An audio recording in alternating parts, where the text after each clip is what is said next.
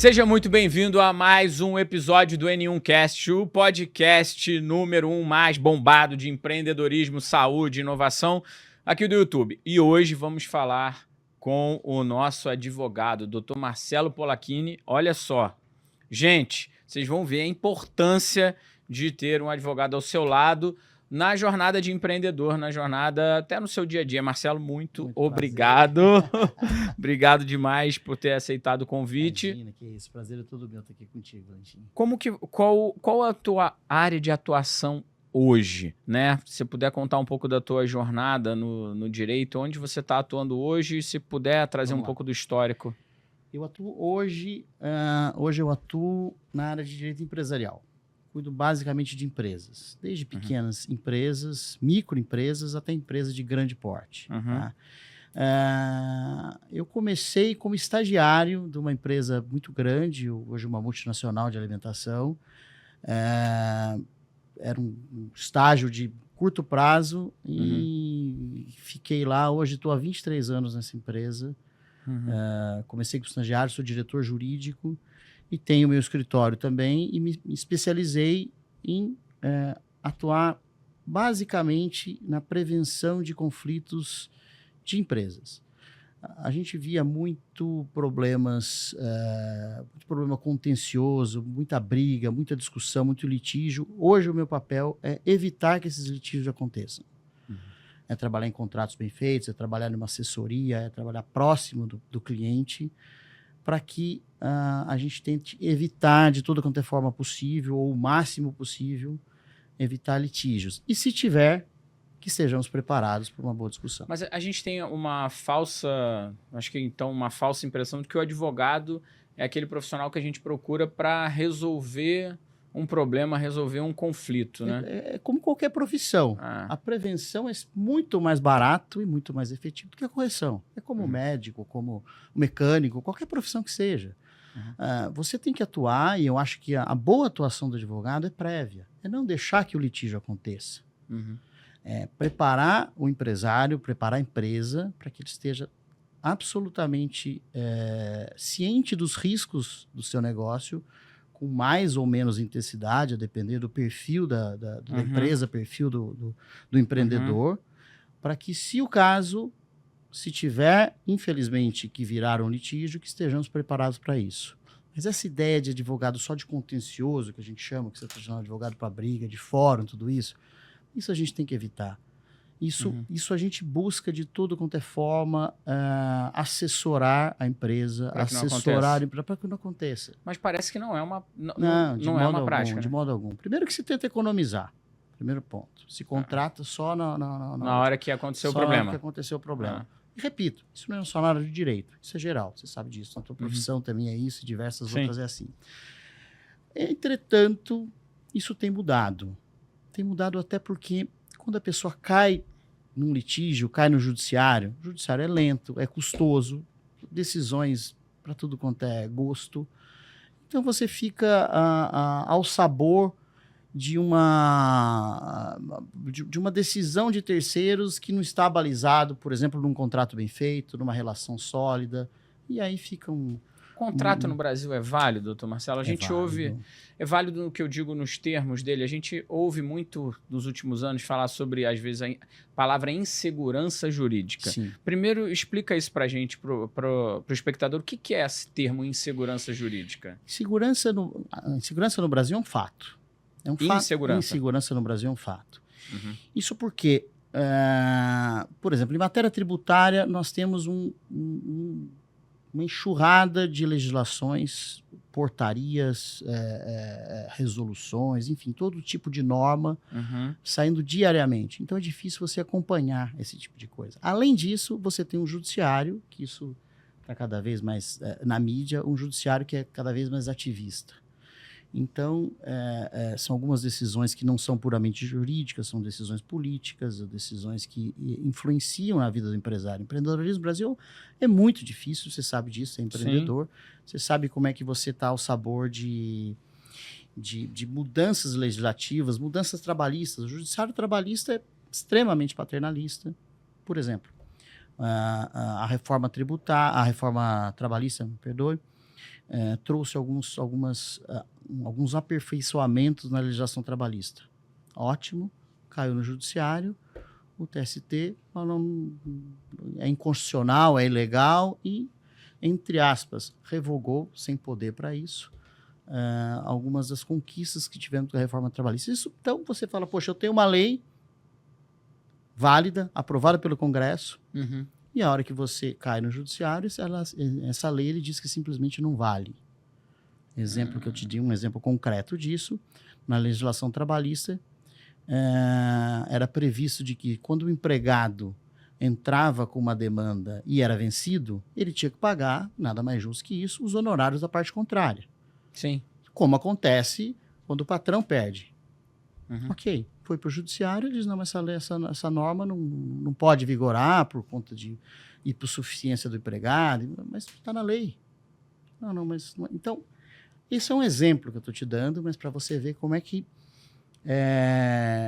existe essa insegurança jurídica. Agora, nós temos que tentar mitigar.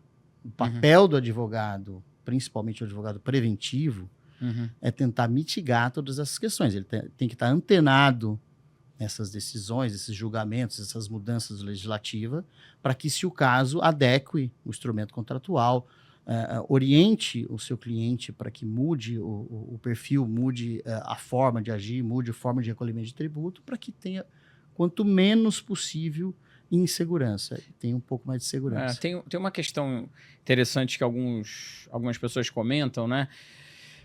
Que falam que o Brasil tem um monte de lei trabalhista, né? Os Estados Unidos tem lei trabalhista nenhuma, mas não tem nenhum americano querendo vir para cá trabalhar, né? Exato. E que a melhor lei trabalhista seria um emprego mais digno. Lá, o que acontece nos Estados Unidos você trabalhou, você recebe. Não trabalhou, não recebe.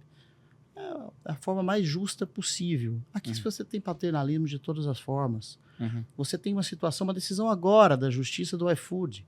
O iFood, a justiça declarou que os entregadores devem ter vínculo empregatício com o iFood. Isso é uma excrescência jurídica. Nem os motoboys querem isso. Nem eles querem isso. Os motoristas do Uber, eu acompanhei de longe um pouco, assim, doutor Marcelo, a situação e os motoristas todos revoltados, falaram, não, a gente não quer isso e tal. Mas olha que absurdo. O motorista não quer, o Uber e, evidentemente, as plataformas, o iFood, qualquer outra, muito menos. E a justiça quer se meter numa relação entre eles, dizendo, não, você tem que ter uma relação de emprego. O que acontece? O Brasil não fica competitivo. Onde que a gente tem que pensar, com certeza a gente vai ter comentários sobre isso, aonde fica, né, uma coisa, vou te provocar aqui, a precarização do trabalho nessa história toda? Olha, é o argumento do Ministério Público do Trabalho. Agora, você tem que ver a autonomia da vontade. Você não pode ser babá de direitos de terceiros dessa forma. Existe uma situação, existe um contrato, existe uma prestação de serviço que é feita entre o autônomo, entre o motorista e o Uber. Ele aceitou trabalhar dessa forma. Se ele não quer aquela situação, ele procura um outro trabalho, vai ser motorista de uma outra situação, vai ter carteira registrada e normal. Agora, ele faz, veja, qual é o pressuposto do trabalho no Uber, no iFood, qualquer um? Ele ter liberdade. A hora que ele quer trabalhar, ele liga o aplicativo e vai trabalhar. Tem muita gente, você já deve ter pego vários motoristas assim, que trabalham durante o dia ou estudam durante o dia, à noite quer fazer um bico, quer fazer alguma coisa e vai ser motorista e vai ganhar o dinheiro dele. Ótimo, justo, é isso. Agora, por que tem que ter uma relação trabalhista se nem ele quer? Isso acho que deveria ser muito mais o papel do sindicato, né? Claro. Sindicato se organizam, se o caso, se organizam e vai pleitear alguma coisa. Mas não na justiça, não alguma coisa desse tipo. Atores que não participam desse cenário. Agora, uma coisa que você falou que eu gostei, doutor Marcelo, é sobre o risco jurídico, né? Se a gente fosse elencar todos os possíveis processos, os possíveis riscos jurídicos de um negócio, nenhum negócio no Brasil iria acontecer, né? Você não trabalha. Você não abre a tua empresa, você não gira. Como é que o teu papel no direito empresarial, o especialista, e como é que você faz para tranquilizar o dono da lanchonete que se alguém escorregar no piso dele e cair no chão, ele não vai Valentim, todo o cerne da questão é você conhecer profundamente o teu cliente, conhecer a operação do teu cliente. Tá. Saber exatamente qual é o problema que ele pode vir a ter, como é que funciona a operação dele, e qual o perfil dele de assumir mais ou menos risco. Se eu for estritamente engessado e dizer você não pode fazer isso, que pode dar um processo, você não pode fazer isso, ele não opera, ele não tem competitividade comercial. Então, você tem que conhecer para dizer, olha, dá para ser um pouco mais ousado? Claro, sem ser desvairado, mas dá para ser um pouco mais ousado? Dá para ser, eu quero assumir risco. Ok, vamos lá. Risco calculado, evidentemente. Ele tem que saber que ele está assumindo algum risco, que também é um risco dentro do tolerável. E aí sim, mas você só consegue isso se você conhecer o cliente, se você conhecer a operação. Eu sempre digo que quando você vai fazer um contrato, a coisa mais simples do mundo é você analisar o contrato é o que está escrito. O que está escrito é fácil, todo mundo vê. O problema é que não está escrito deveria estar. E como é que você sabe isso? Conhecendo o cliente. Eu tenho que conhecer a tua operação, eu tenho que conhecer a operação da tua empresa para saber aonde que pode dar problema. Pode dar problema aqui ou ali, e tentar colocar aquela situação no contrato. Agora, se eu não te conheço, se eu não conheço profundamente onde é a tua operação, aquilo vai passar em branco, vai passar batido. E se está batido, não está regulado, não está combinado. E aí você vai ter uma interpretação e vou ter outra, a justiça pode ser que tenha outra. E aí vai desaguar em problemas que a gente teria que ter evitado. Eu só deixei passar, eu queria voltar, porque é uma coisa muito... É um ponto muito importante da tua carreira, são 23 anos. 23 anos. Você começou como estagiário nessa companhia. Comecei como estagiário na companhia. E é uma companhia que tem unidades fora do Brasil também. Tem. E foi uma passagem muito interessante. Quando eu entrei, eu estava no 5º ano de Direito, já estava... Qualquer estudante de 5º ano já estava visando uma efetivação. E foi contratado por um diretor, que hoje, inclusive, ele é meu amigo. Não está mais lá, mas virou meu amigo. E a primeira pergunta para ele, eu falei, qual a chance de efetivação ao final desse estágio? Ele era um gaúcho bem raiz, ele disse 0. Na hora que acabar o teu estágio, eu vou te demitir e vou contratar outro para colocar no teu lugar. Sim, simples assim. Curto e grosso. Curto e grosso. Na época eles pagavam meio salário mínimo e aquilo para mim fazia uma puta diferença. Falei, vamos ficar aqui, eu arrumar outra coisa, eu saio, mas esse meio salário mínimo fazia uma diferença tremenda para mim, tremenda. Quantos planos você fazia com meio salário mínimo? Dava para viajar, dava para fazer tudo. Assim, eu tinha um filho pequeno e me ajudava ali, falei, vamos em frente. Bom, enfim, naquele estágio que ia acabar no final, já faz 23 anos que eu tô lá e tenho muito orgulho dessa jornada, dessa carreira. Né? Uma jornada longa, porque nessa sociedade líquida que a gente vive, doutor Marcelo, me preocupa muito aqueles super... Você já viu aqueles super currículos de LinkedIn? Sim. Um ano e meio, 6 meses, 8 meses, ele já trabalhou em todos os lugares. Eu ouvi de um senhor, eu adorei isso que ele falou. Pedra que muito rola não cria limo. Olha só. É isso. E um coroa, pai de um amigo meu, me falou isso. Pedra que muito rola não cria limo, porque você acaba não pegando as nuances dos ciclos. Você não completa um ciclo dentro de uma companhia. Por exemplo, uma internacionalização de uma companhia brasileira deve ter sido um aprendizado absurdo. Muito. Sabe? Principalmente que você tem outra cultura, outra legislação, sindicatos. Nós fomos para a Argentina, tentamos ir para a Argentina, abrimos escritório. Eu cuidei disso. Um horror você lidar com na Argentina. Sindicatos na Argentina. É muito mais forte que o Brasil. A gente foi para Colômbia, fomos para o México. Enfim, você tem que conhecer. Agora, quando você diz isso, desses super currículos, como é que a pessoa vai conhecer o cliente dele, conhecer a operação, conhecer os problemas e tentar evitar, se ele fica 6 meses na empresa? Ou se ele fica 6 meses assessorando alguém, você não sabe nada da empresa ainda, você não sabe absolutamente nada. E mais... Naquela linha que você disse de que eu tenho que pensar fora da caixa e achar alternativas para o cliente, porque se eu for simplesmente quadrado e dizer, isso aqui você não pode fazer, isso aqui você tem risco, isso aqui não pode fazer, isso aqui você tem risco, eu não deixo você vender. Você vai falar, cara, você está me engessando. Uhum. Então, o nosso papel é achar alternativas. Não dá para fazer assim, vai ter que fazer de outra forma. Sim. Em que momento, Marcelo, você acha que é... Em que momento o empresário, o empreendedor, ele tem que pensar no advogado que vai levar, que vai acompanhar ele? Desde a abertura da empresa. Desde a abertura da empresa. Desde a abertura da empresa, no contrato social. Porque tem um hábito que o pessoal faz assim, chama um primo... Pega o primo... A gente já participou de negociação assim, né? Você sabe disso, né? A gente já participou. Faz um contrato social. O contrato, quando você sabe que o contrato é bom ou ele é ruim? Quando dá problema. Você só tira o contrato da gaveta quando dá problema. Quando tá tudo bem, minha relação contigo tá ótima, eu nem lembro que existe contrato. Uhum. Agora, quando tem problema, eu tiro o contrato da gaveta. E aí, se não tá bem feito, o que eu faço? Vai brigar. Eu vou brigar. Aí você cai no judiciário. 5, 6 anos um processo, caro, sucumbência, desgosto. E dor de por cabeça. aí vai. Dor de cabeça que você poderia ter evitado. Então, o que a gente sempre prega é isso.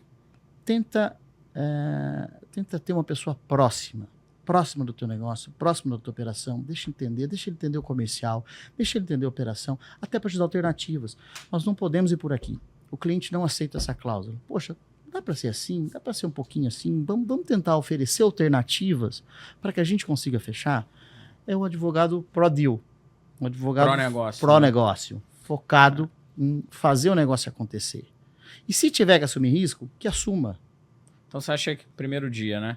Eu comecei na minha jornada empreendedora, eu não tive. O Dr. Marcelo é meu advogado já há alguns anos, ele já participou de 3 momentos muito importantes. Hoje é advogado da Banlec, que é essa empresa que eu invisto. Isso traz uma segurança muito grande, né? Eu olho lá o nosso grupo, lá eu falo, todos os contratos passam pela mão do Dr. Marcelo, isso deixa a gente muito em paz, porque você fala, cara, sempre que eu falo de Banlec, eu falo, olha, meu jurídico isso aqui não é um problema, eu tenho outros problemas para operar, mas o meu jurídico está muito bem, está seguro, está muito bem organizado. Então, eu senti essa dificuldade. Eu acho que se eu tivesse um conselheiro jurídico desde o início da minha jornada como empreendedor, eu estaria muito mais maduro, né? Muito mais hábil para poder, enfim, lidar com as situações. E o doutor Marcelo sofre comigo, porque há uns anos atrás eu era apavorado. Acontecia alguma coisa, eu ligava, meu Deus, vai acontecer assim, calma, não, é isso aqui. Então, esse aspecto do Valentim, conhecendo o cliente como eu conheço, em determinada passagem, se me permite dizer, eu falei, Valentim, você não conversa mais, você está fora dessa negociação, essa negociação é minha. Você fala comigo e eu não, porque eu filtro. Ele tem um perfil, você tem um perfil mais impulsivo, vamos dizer assim, e eu talvez um perfil um pouco mais ponderado, vamos dizer assim. E conseguia coisas melhores que as minhas. Eu no grito não consegui, ele negociou e conseguiu. Deixa comigo, eu entendi o que você precisa, eu entendi teu recado, eu entendi tua dor, agora deixa comigo. Isso é bom. Eu vou no jeitinho, eu vou conversando, cedo alguma coisa ali, Sim. troco alguma coisa por outra, troco uma cláusula por aqui pra gente chegar onde você quer. Isso é conhecer o cliente. Né? E chegamos, graças a gente está sempre chegando nas cláusulas boas, né? Nas boas negociações. E quando não tem que acontecer, Valentim, não tem como, isso tem que ser. Tem que ser dessa forma. Sim. Ok, vamos fazer, mas sabemos que nós fizemos o máximo possível. Né?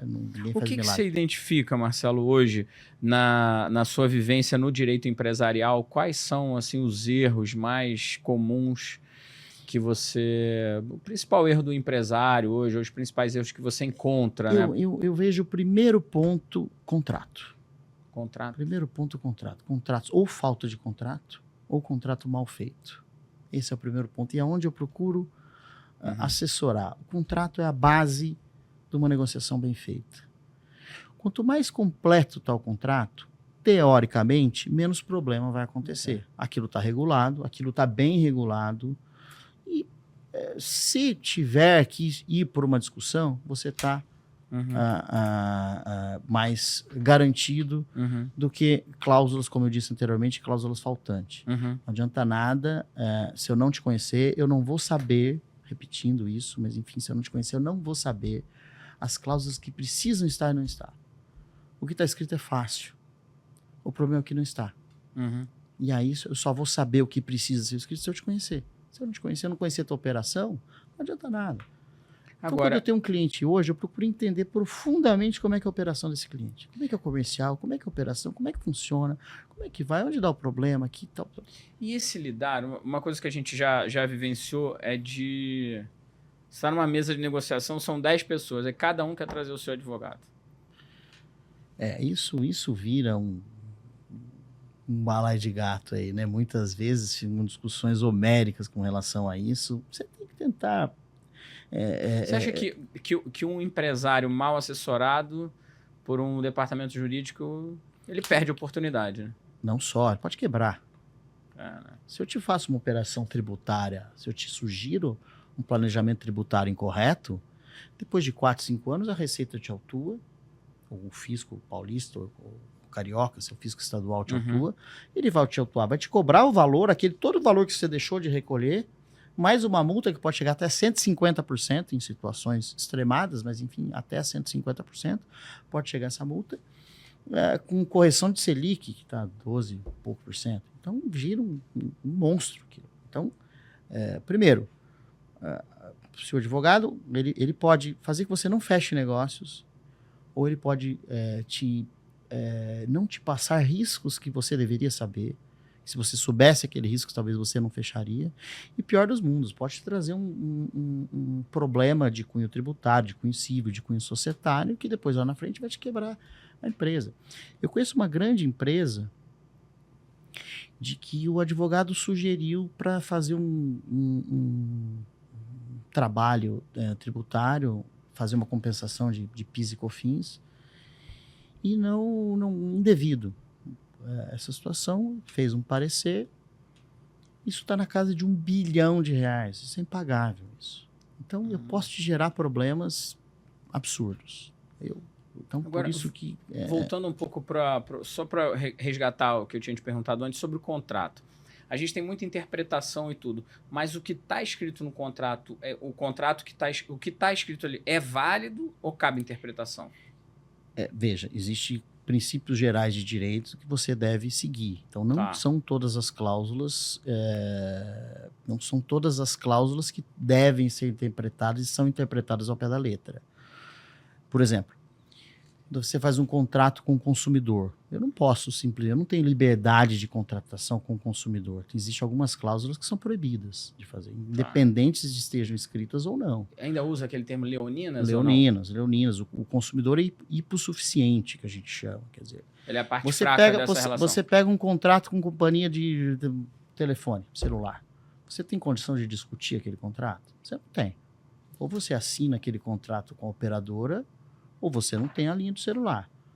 Então, existem algumas regras ali que eles não podem colocar. Existem algumas regras que são tuteladas pelo Código de Defesa do Consumidor, que protegem o consumidor, que é uma relação hipossuficiente. Agora, uma relação entre empresas, a liberdade é muito mais ampla de contratar, porque, em teoria, não se existe hipossuficiente na história. Existem regras gerais de direito, exemplificadamente. Eu não posso ter uma multa acima da obrigação principal. Eu não posso colocar uma multa de 150%. É limitada a 100%. Então, existem regras muito mais tolerantes do que a do Código de Defesa do Consumidor, mas que você deve respeitar mesmo assim. São aquelas coisas que eu te peço e você fala, não, isso não existe. Dá para fazer. Não dá para fazer. Né? Exato. Você quer fazer isso? Vamos fazer com fins psicológicos. Mas se eu tiver que executar, não pode. Não pode. Essas são as cláusulas. Essas são aquelas que eu peço que não tem o respaldo jurídico. Você quer colocar, mas não vai adiantar de nada. Não vai adiantar nada. São cláusulas espantalhos, vamos dizer assim. Cláusulas? Espantalho. Não... Vai lá, o cara vai se assustar com ela, mas se for para cima, não vai.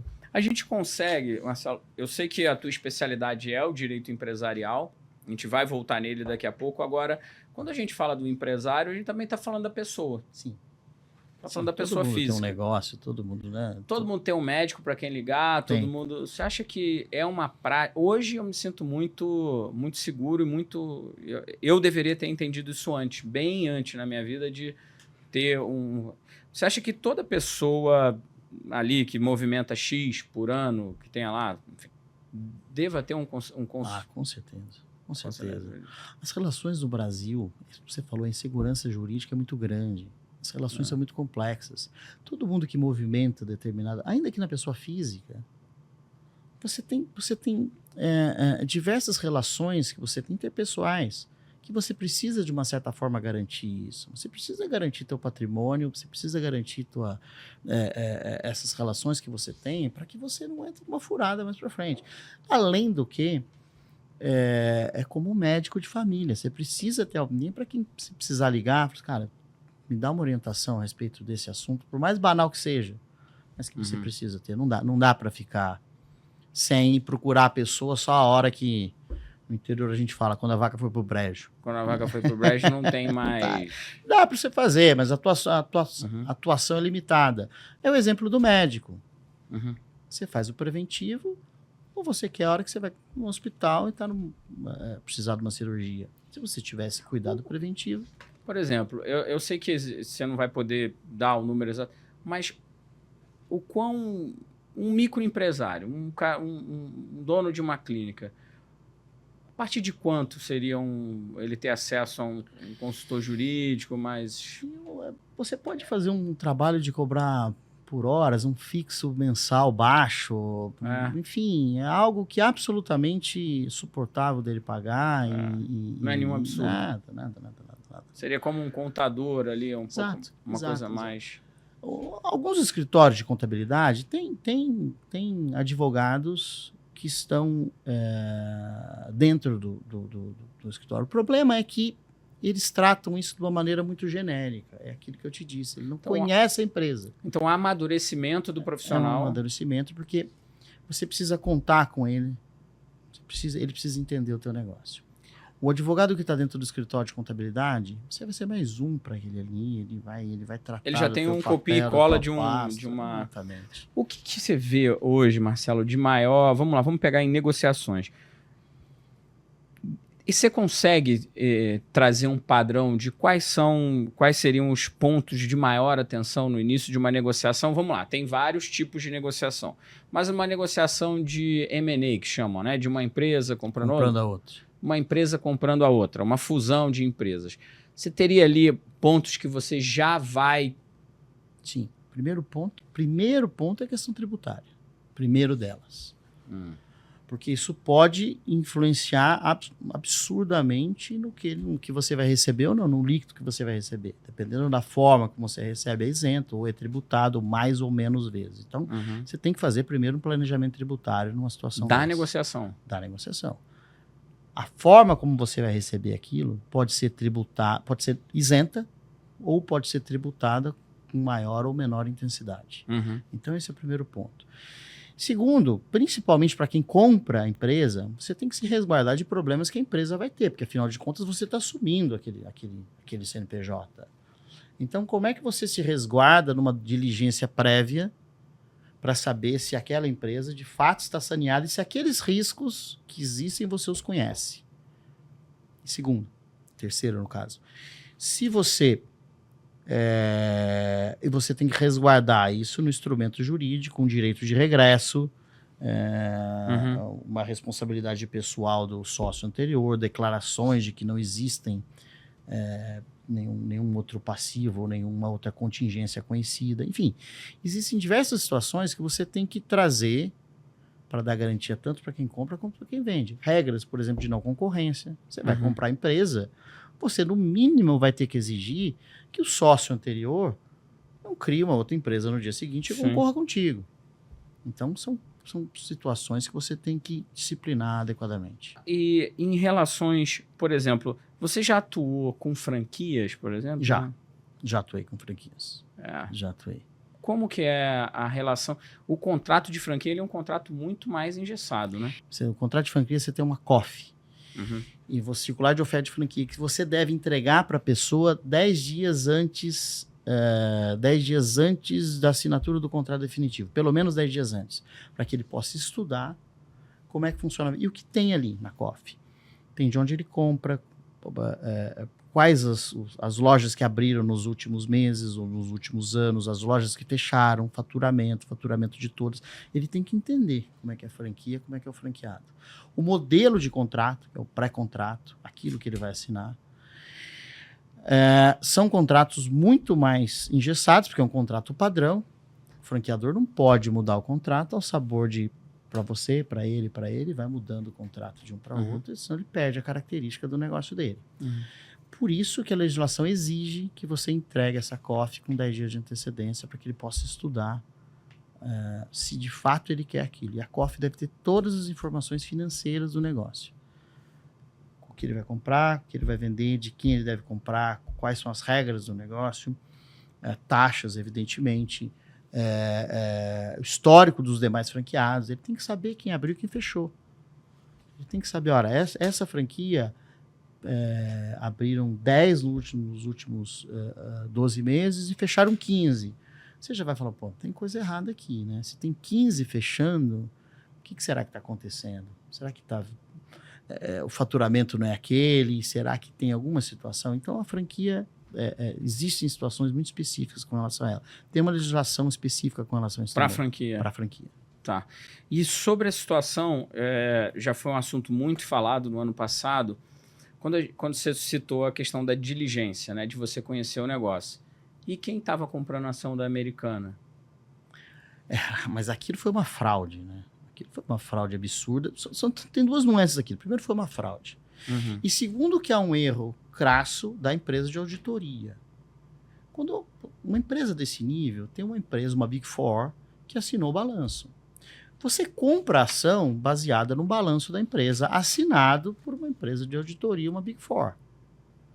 Quer dizer, essa empresa de auditoria, ela não seria... A meu ver, ela deveria ser responsabilizada por isso. Que houve um erro absurdo. É uma multinacional, né? Uma Price. PwC. PwC. PwC é uma das 4. Nós temos 4 grandes auditorias internacionais. Ela é uma das 4. A gente chama de Big Four. Quer dizer, ela fez auditoria, era uma situação de risco sacado, tá? Era um endividamento bancário que eles tinham, que não estava considerado no balanço e vinham sendo maquiado isso. A hora que descobriu, eu não me lembro cifras, mas eu acho que era na casa de 40 bilhões de reais, que aí todo aquele lucro que ela dizia que apresentava não cobria aquele resultado negativo que tinha. As ações, salvo engano, de 10 caiu para 1 real. O investidor perdeu 90% do que tinha. E essa PwC, ela pode ser culpada por isso ou não? Você vai ter uma CPI, tá? Já acabou com relação a isso. A meu ver, deveria ser responsabilizado. A meu ver, o principal responsável, além dos executivos, evidentemente, que perpetraram a fraude, era a PwC. No mínimo, por uma culpa, por uma negligência de não ter analisado diretamente o balanço, não ter circularizado os bancos e não ter ido atrás, porque não é uma engenharia muito grande o que fizeram. Essa fraude não é nada do outro mundo. Esconder 40 bi é muito 40 dinheiro, né? bilhões, tem a dó, né? Agora, um assunto que também falam demais, né? É sobre proteção de patrimônio, esconder tudo dentro de uma holding. Até quando? Porque são pessoas que tomam decisão por uma empresa. Sim. Né? Então, se, por exemplo, o exemplo da PwC, dos diretores da Americanas, eles mexeram com a vida de muita gente. Muita gente. O presidente ou o conselho de administração de uma mineradora que estoura uma barragem, milhões de vidas perdidas. Como que fica essa relação entre pessoa jurídica e pessoa física? Valentim, uma holding... Porque tem... Só para provocar as pessoas, imagina só, se você na rua atropelou uma pessoa, você não quero ser mal não, alguém que você viu lá atropelou uma pessoa, responsável, é homicídio, deu um tiro em alguém, é homicídio. Você matou alguém, você tem uma lei específica para homicídio, tem uma responsabilidade civil, é isso? Isso, exatamente. Responsabilidade civil. Só que se uma empresa faz isso, né... A responsabilidade civil também ela também tem a responsabilidade civil. O que acontece é que muitas pessoas tentam proteger seu patrimônio pessoal criando uma holding. O que é uma holding? É uma pessoa jurídica cujo objetivo é a proteção do patrimônio pessoal. Tá? Então, ele tem, em vez de ele ter o patrimônio na pessoa física, ele tem na jurídica. É uma barreira a mais de proteção. Eu sempre brinco com os clientes, é como se tiver na sua casa, você tem um muro, você põe uma cerca elétrica. Você põe um nível a mais de proteção, mas não é intransponível de modo algum. Porque Não parece que ficou no senso comum que holding é intransponível. De modo algum. Você desconstitui o patrimônio da holding e você vai em cima do patrimônio que ela tem. Então, você vai em cima dos sócios ali. Isso não tem. Não. É uma proteção a mais, porque demanda um processo um pouco mais moroso, que é essa questão de desconstituição, uma desconsideração da personalidade jurídica, mas você consegue receber sem problema algum. O que acontece, muita gente faz a holding também, é para fins de sucessão. Então, quando você vai ter a sucessão patrimonial, é muito mais simples a sucessão quando os bens estão na pessoa jurídica. Você simplesmente transfere as cotas suas para os seus herdeiros e não tem que transferir todos os patrimônios. Tem testamento para todo mundo e tal. Já está regulado ali num contrato social, já está regulado todas essas questões em caso de morte. Você roda um contratozinho social rápido. Social da holding. Tá. Marcelo, eu sei que não é a tua área, aqui a gente vai abrir um bate-papo para ouvir teu ponto de vista. A gente está chegando, vamos molhar o bico aqui, né? Eu estou aqui na aguinha aqui. A gente está chegando num novo cenário global que é a tecnologia, né? Então daqui a pouco a gente vai ver robô andando na rua. Olha que problemão que a gente vai ter, né? Um robô que serve restaurante tacou a bandeja na cabeça do cliente. Ficou puto. É algo que nós vamos ter que regular. Como é que nós vamos regular isso? Quem vai ser o responsável por isso? O dono do robô? Olha que coisa, né? Olha como é que o direito vai ter que cuidar dessa situação. Eu imagino que nesse exemplo teu, o robô vai ter que ser como se fosse um animal, um cachorro. O teu pitbull vai lá e ataca alguém. Você é responsável por ele. Numa situação dessa, o dono do restaurante vai ser responsável pelo ato do robô dele, né? É curioso isso, né? A gente vai viver uma nova realidade. Isso também que eu acho bonito do direito é que o direito, ele existe... E você tem que se adaptando.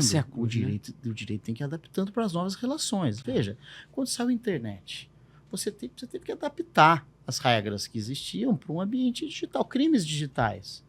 Sim. Como é que faz? Onde é a competência do crime digital? Você está lá no Rio de Janeiro, eu mando uma mensagem para você ofensiva. Aonde aconteceu o crime? Aconteceu no teu local, onde você leu, no local do servidor, aonde eu mandei. Quer dizer, o direito tem que ir se adaptando para dar conta dessas situações da mudança da sociedade. Isso é papel do Congresso mudando e papel da jurisprudência e construindo a resposta para essas novas relações. Você acha que em algum ponto, por exemplo, as novas tecnologias, a gente não consegue diminuir o conflito, não? Conta de uso de novas tecnologias? Eu acho que o ChatGPT, nós falamos isso, né, há pouco, o ChatGPT vai contribuir demais, a inteligência artificial, enfim, vai contribuir demais para que contratos sejam mais bem feitos, para que você consiga ter alguma previsibilidade, por exemplo, uma análise melhor de como é que está o comportamento jurisprudencial com relação a algum assunto.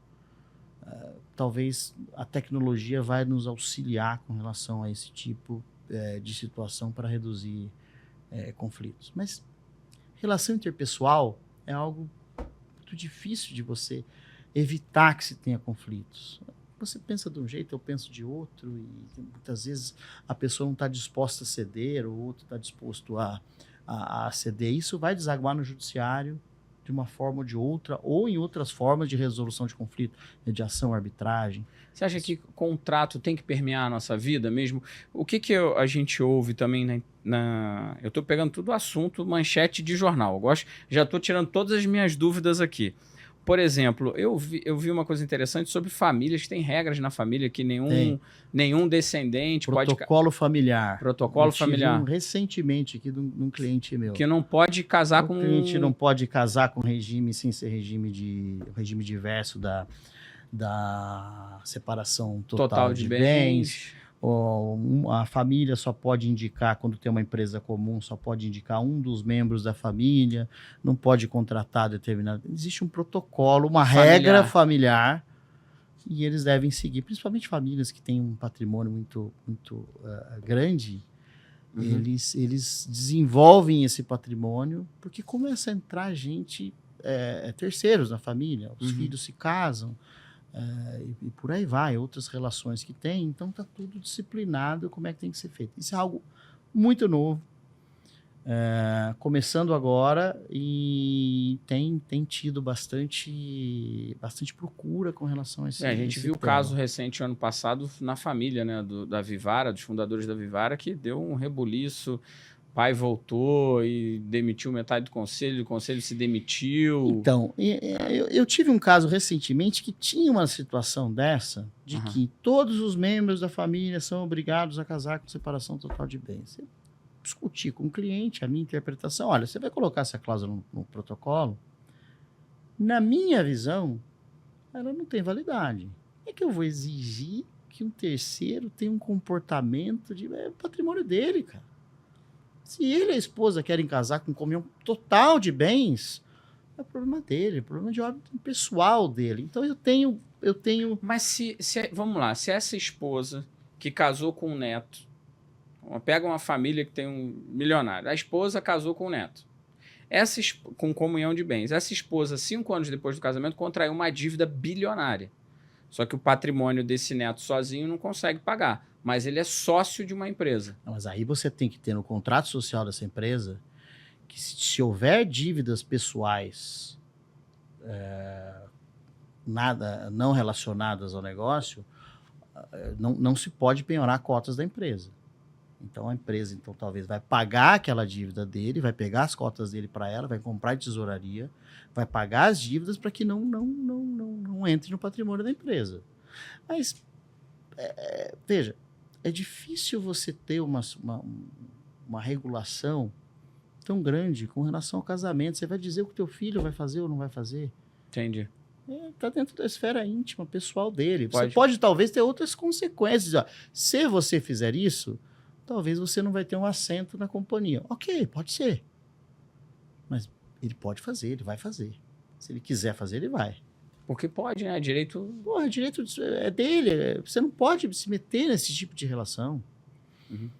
Como eu disse, isso é novo. Isso é novo. Até onde eu sei, não foi testado isso no judiciário. Isso é minha visão pessoal. Tá? Que me parece que não dá para ter esse tipo de regulação.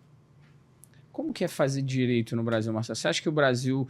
Você colocaria o Brasil em que ranking aí? Futebol a gente é primeiro. Como é que é advogar no Brasil? Como é que é exercer o direito no Brasil? O Brasil teve uma enxurrada, Valentim, uma enxurrada de faculdades jurídicas, ensino à distância e tal. Então, o profissional do direito hoje, se ele não se destacar, ou se ele não atuar, se ele não sair fora da caixinha, ele não tem mercado mais.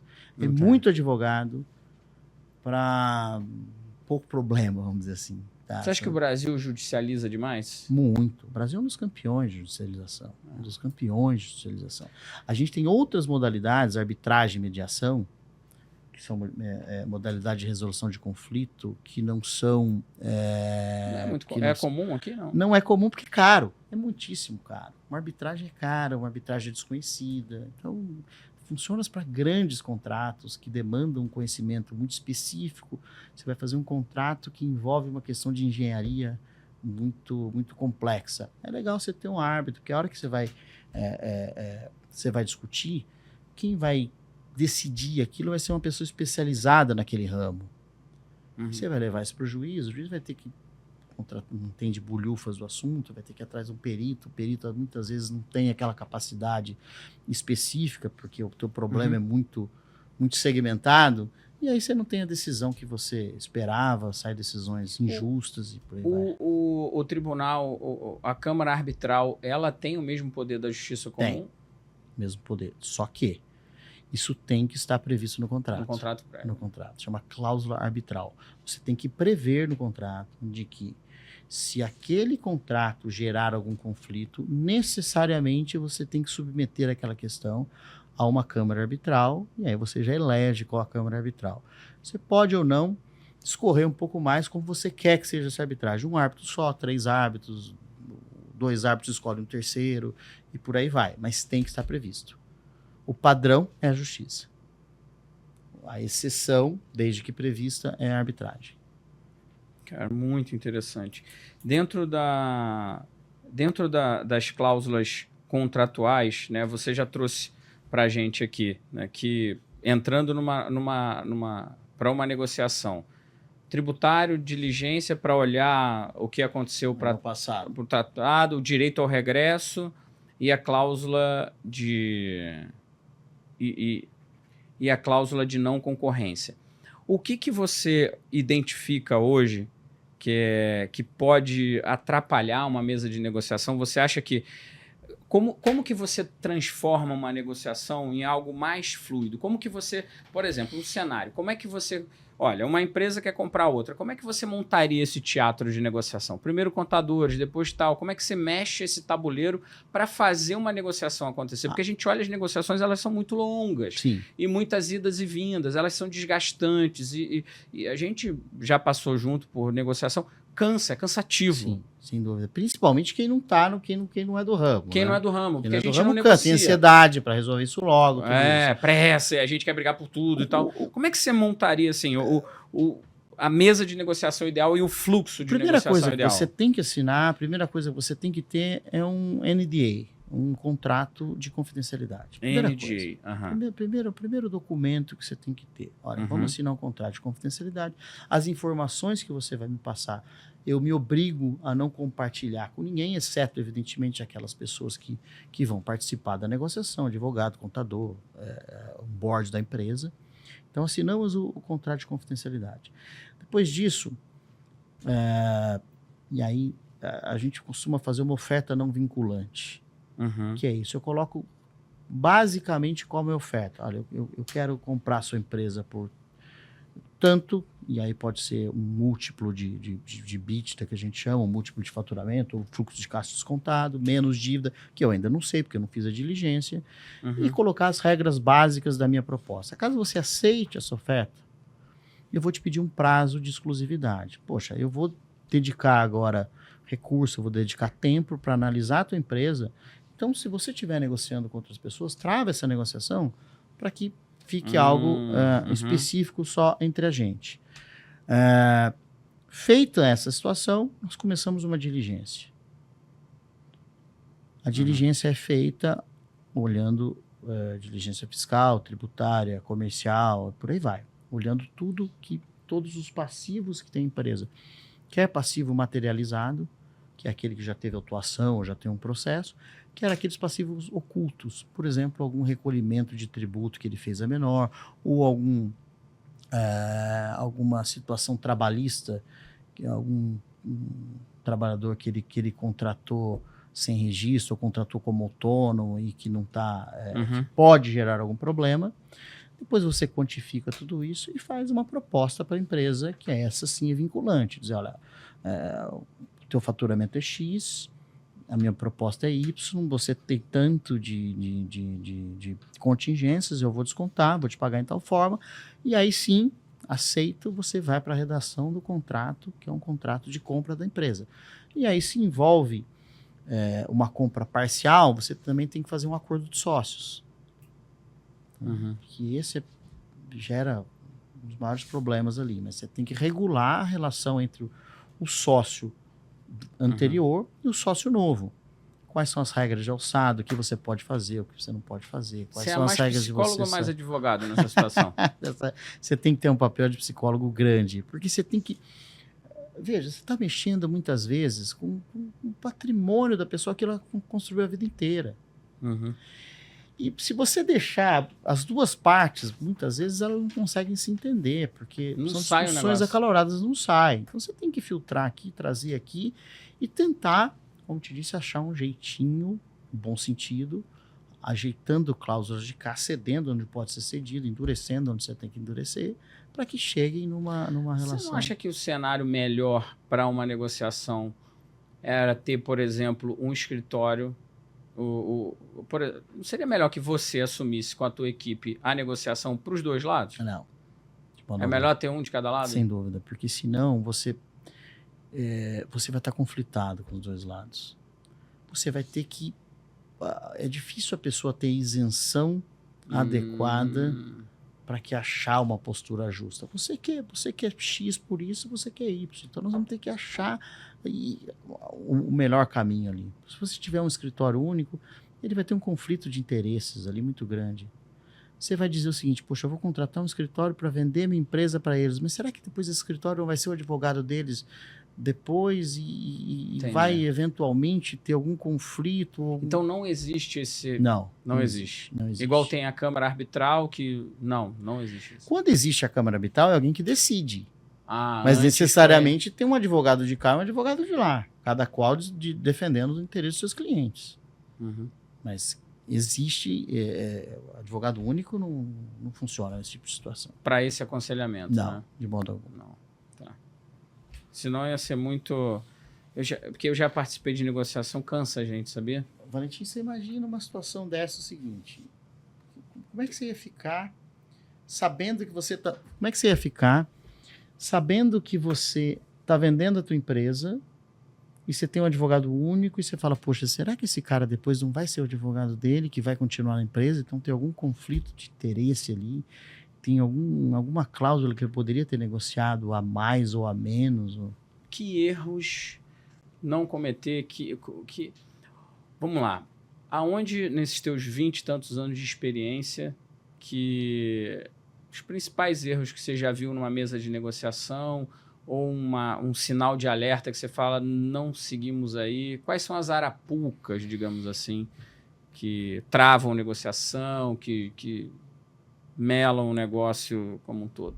Acho que a principal dificuldade que você tem é quando você tem um outro lado que é intransigente. Aí é difícil negociar. É isso e acabou. Ou não cedo muito pouco em relação a isso. Você está extremamente limitado com o que você vai fazer, o que você vai negociar. Se a outra parte está disposta a fazer o negócio, nós vamos achar uma solução, resguardando interesses, no melhor dos interesses de cada um dos contratantes, nós vamos achar uma solução para aquilo.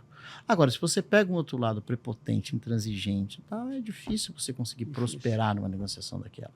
E má fé. Aí não tem jeito. Não tem jeito, né? Você já chegou em alguma mesa, de negociação e já sabia que não ia sair negócio? Várias vezes. Inúmeras vezes.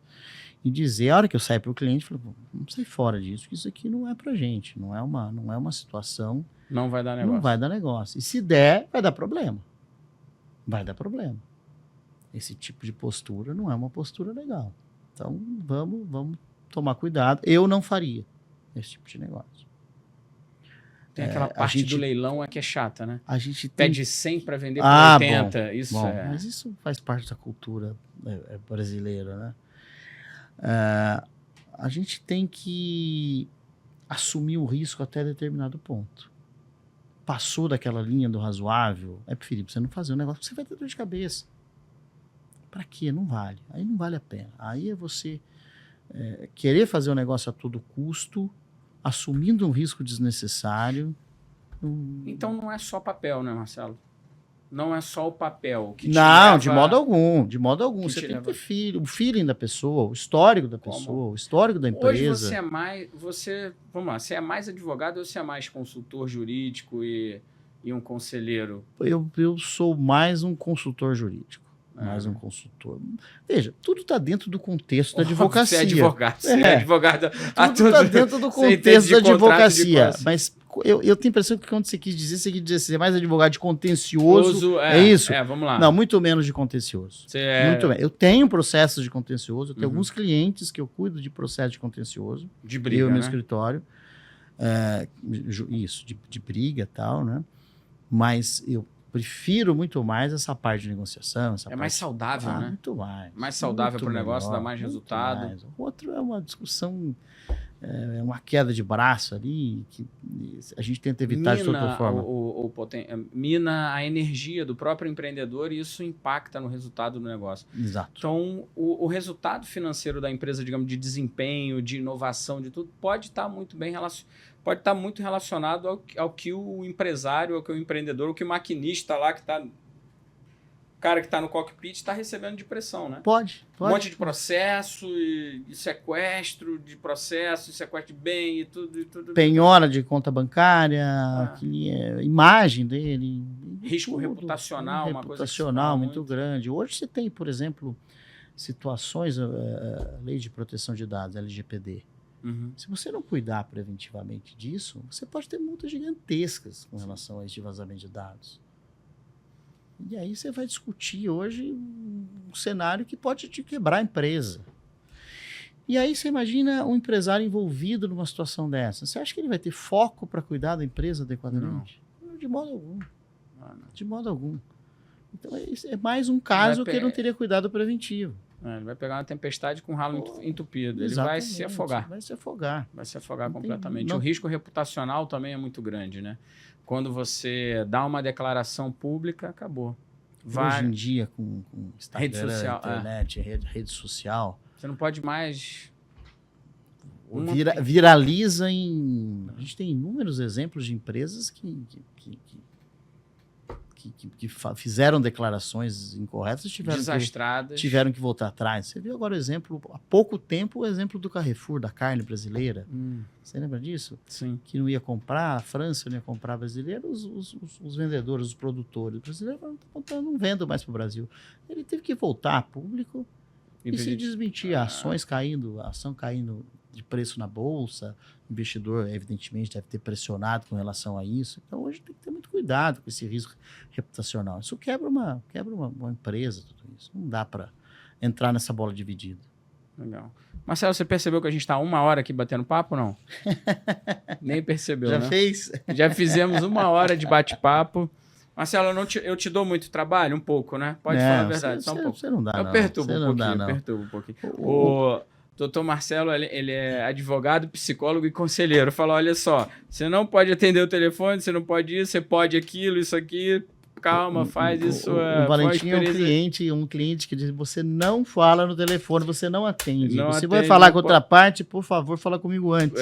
Não atende o telefone. Não fala comigo. Que amadureci muito, Marcelo, contigo. Aprendi demais, assim.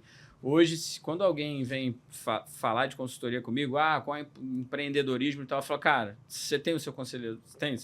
Não tem, tá aqui o telefone dele, faz. Tanto que a gente tá junto lá na Banlec, né? Pois é. Eu cheguei na Banlec e falei, cara, tenho que trazer o Marcelo junto para poder tirar esse peso das costas, né? Porque senão você fica preocupado. Você está sempre ali trabalhando e pensando, putz. E você já percebeu aquilo que eu disse? Quanto mais você está ligado na operação, você já vai antevendo problemas. Ou você já sabe como é que tratar o problema. E sabe uma característica sua que não é uma característica que a gente vê de mercado? Você atua muito próximo ao cliente. Sim. E você poderia ter... Não, sou eu. Eu tenho pessoal que trabalha comigo, você tem, mas sou eu equipe, diretamente. Eu tenho que entender o problema, eu não terceirizo isso. Eu não terceirizo. Eu, diretamente. Isso que é legal, gente. Reunião com o doutor Marcelo, a reunião é com ele. Ele entra, ele quer saber. Tá. E qualquer assunto que seja, você sabe disso. Desde assuntos pequenos, aparentemente banais, até assuntos mais complexos. Depois, se o caso... Eu tenho pessoal que me ajuda, mas sou eu que tenho que dar a cara a tapa. Isso não é uma característica normal, né? A gente vê entre aspas aí com os superstars do direito. Depois terceiriza para todo mundo. Papagaio ali que vai pegar e vai te atender de uma forma normal ali. Isso não é legal. Vai para mão. Isso não, repito pela 10ª vez, não vai te conhecer. Aquele cara é trocado toda hora, o teu assistente toda hora, né? O estagiário, o advogado júnior substitui toda hora e não te conhece, você não conhece a operação, você não conhece os problemas, você não conhece onde é a tua dor, você não conhece onde é o teu nível de aceitação ao risco. Eu tenho que saber tudo isso. A gente viu, né, algumas negociações, a gente participou que o advogado, às vezes, viu uma opinião, uma coisa, e fala, cara, será que esse cara leu? Ele sabe o que está sendo negociado aqui? Exatamente. Pega lá mais uma, deixa eu pegar aqui, agora é o caso do Valentim, ali, abre a pasta ali, não é assim que funciona. Obrigado, meu amigo. Obrigado, eu quero que você deixe, Marcelo, aqui a gente tem uma mensagem final, essa mensagem final, eu já vou ser o seu advogado. Não é uma mensagem para a família, não pode ser uma mensagem para a família para não ter briga em casa. Porque aí um filho vai falar, mandou para mim, não mandou mensagem para mim, aí enfim, uma mensagem geral, o que você poderia colocar aqui para os advogados ou para os empresários? Que mensagem você acha importante? Eu acho importante para o empresário, veja, qualquer tamanho que seja, cuide do preventivo. Eu acho que é mais importante. Cuide de contratos bem feitos. Delegue o contrato para fazer, para quem conheça a tua operação, quem conheça exatamente aquilo, aquelas tuas dores, aquele teu nível de risco que você quer aceitar, e que trabalhe focado para você fechar o negócio, que não seja aquele cara engessado, que te traga alternativas, que pensa fora da caixa. Eu acho que isso faz, você tem que ser, Valentim, tem que ser um apoio teu. E eu quero que você venda mais e mais. Eu não posso ser um inibidor, eu não posso ser aquele cara inibidor do teu sucesso. Eu tenho que trabalhar junto.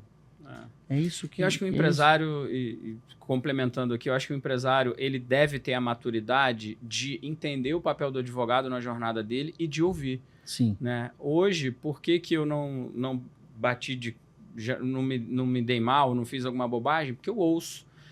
Eu tenho aconselhamento, eu falo, você pode fazer isso, pode fazer aquilo, você pode vir para cá, isso aqui você não pode fazer, isso aqui você não vai fazer. Isso é uma relação muito boa. E se você fizer, o risco é tal. Quer fazer? Vamos fazer? Vamos. Mas o risco é isso, você tem que saber o risco. Eu estou disposto a subir o risco. Vamos em frente, vamos junto. O empresário ele tem que confiar no time que assessora ele para poder principal. ouvir a instrução. Falar, cara, isso aqui, o risco é esse, isso aqui é risco catastrófico, não pode fazer. Exato. Isso aqui tá... Isso dá pra gente, porque eu imagino que do teu lado também, como advogado, provavelmente você já deve ter passado por situações que o cliente nem te deixa, ele quero e não ouve. Quero fazer. Fala, cara... Aí eu falo, olha, eu já tive cliente que eu precisei falar para ele. Olha, meu papel aqui, eu sou pago para falar o que você acha que você deve fazer ou não falar o que você quer ouvir. Falar o que você quer ouvir é lindo. Eu vou fazer tal coisa. Valentim, não vai dar certo. Isso aqui nós vamos ter problema. Você quer fazer? Vai dar errado. Você quer assumir esse risco desse tanto? Vai dar errado. Pô, mas você tá contra o negócio? Não tô, isso não dá para fazer, cara. E se a gente fizer um pouquinho assim, melhora? Dá para fazer? Esse risco nós vamos diminuir muito. Dá para fazer, então vamos. Isso é bom.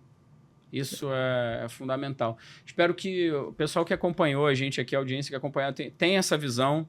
Tá, vou deixar os teus contatos aqui. Não sei se o Dr. Marcelo ainda tem agenda, mas enfim. Veremos se tem agenda ou não para atender. Pô, Marcelo, obrigado demais. Imagina, obrigado a você, feliz. Obrigado pelo convite, obrigado pelo tempo aqui. Obrigado por me assessorar todos esses anos, por cuidar aí do meu lado empresarial e por me permitir viajar o mundo, mergulhar em paz. Muito. Se Deus quiser, vai ter muitas viagens ainda e muitos negócios. Amém. Obrigado, doutor. Obrigado, um abraço. Sucesso. Até mais. Oh, yes, yes.